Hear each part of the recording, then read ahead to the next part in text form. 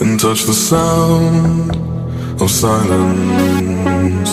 And in the naked light I saw 10,000 people, maybe.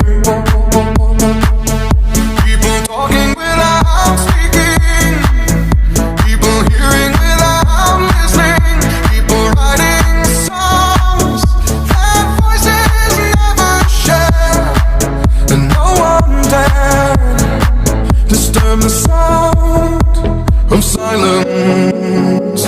Fool said, you do not know. Silence like a cancer grows. Hear my words and I might teach you. Lay my arms and I might reach you.